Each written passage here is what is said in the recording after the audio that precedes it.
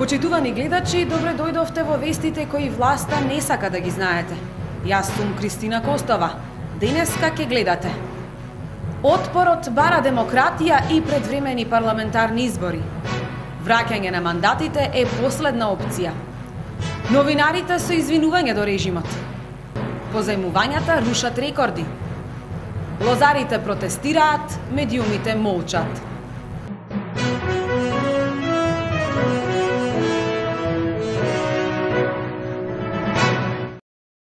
Отпорот повторно со протестен караван низ улиците на Скопје.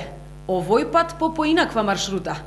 Караванот со стотици автомобили помина низ улиците на населбите Аеродром, Автокоманда, Чаир, Бутел, се до владата, испраќајќи последно предупредување до власта да се организираат предвремени парламентарни избори. Караванот низ улиците ќе продолжи во текот на целата недела, додека власта не се освести да ја признае одговорноста за црниот понеделник. Од караванот, председателот на Либерал-демократската партија Андреј Жерновски денеска порача. Премиерот Груевски мора и крајно време е да изрази подготвеност за еден политички диалог и за решение од оваа политичка и ќе кажам не само политичка, туку и тешка економска криза и да разбере дека единствен излез од овие кризи фактички е одржувањето на предвремени парламентарни избори. Враќањето на мандатите е последниот чекор од демократските методи на барањето за решавање на политичката криза со политички диалог. Кога ќе се исцрпат сите можности за политички диалог и договор, тоа е само еден мал чекор во целиот тој процес.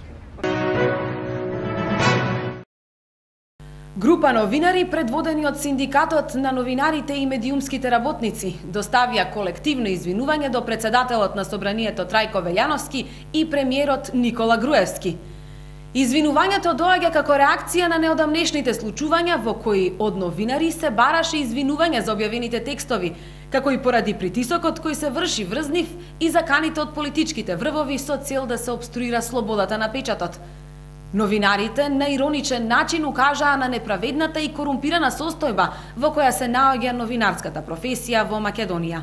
Заради зголемената побарувачка на извинувања, Синдикатот на новинарите и медиумските работници реши да им се најде на колегите и да покрене една акција на извинување, односно справување со новата новинарска алатка. Подготвивме еден образец кој што денеска една група веќе го подпишува и ќе го поднесеме до председателот Трајко Велјановски, а подоцна и до премиерот Никола Груевски, во кој што се извинуваме, а оставаме простор и да се допишат дополнителни причини за извинување, па кога председателот Велјановски ќе се најде навреден, може едноставно само да ги отвори тие образци и да ја задоволи својата потреба да добие сатисфакција. Власта и овој пат го покажа своето недемократско однесување и не се воздржа од напаѓање и сатанизирање на слободните и независни новинари. Директорот на Центарот за лаги и манипулации Илија Димовски дрско ги нападна новинарите дека требало да формираат политичка партија и ги обвини за пресметка со Трајко Велјановски и Никола Груевски. Министерот Ставрески во име на владата денеска побара заем од вкупно 118,5 милиони евра од домашните банки. Доколку банките и позајмат пари на владата, ова ќе биде рекордно задолжување во изминативе 9 години од кога се одржуваат аукциите за купување државни записи. Експертите велат дека потребата од нови пари расте за да се исплатат претходните долгови. Една од причините зошто ВМРО ДПМН инсистираше по секоја цена да се донесе буџетот беше и неконтролираното задолжување на власта, па затоа и прибегна кон насилство врз пратеници и кршење на уставот. Сега има простор колку сака да се задолжува и тоа во услови кога долгот е 2,5 милиарди евра и е за прв пат 1/3 од бруто домашниот производ, во време кога 16 месеци поред индустриското производство е во пад. Од почетокот на годината, за само еден месец, режимот на Никола Груевски ги задолжи граѓаните за нови пола милиарда евра. Лозарите од Тиквешкиот регион со двочасовна блокада на патот Росоман Скопје протестираа против продажбата на винарската визба Винеа за 1,25 милиони евра. Лозарите сметаат дека винаријата која им должи над 600.000 евра за откупеното грозје вреди многу повеќе.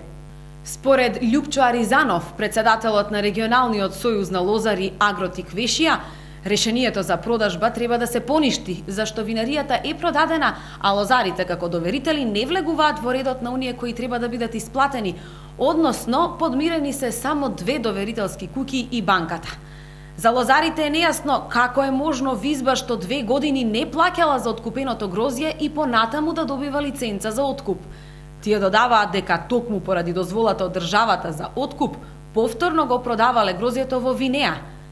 Ваквите случаи покажуваат дека земјоделската политика на власта е фокусирана исклучиво на доделување сомнителни субвенции, а во исто време земјоделците секојдневно трпат штети од неодговорната политика. Во случајот со измамените лозари, државата е директен учесник.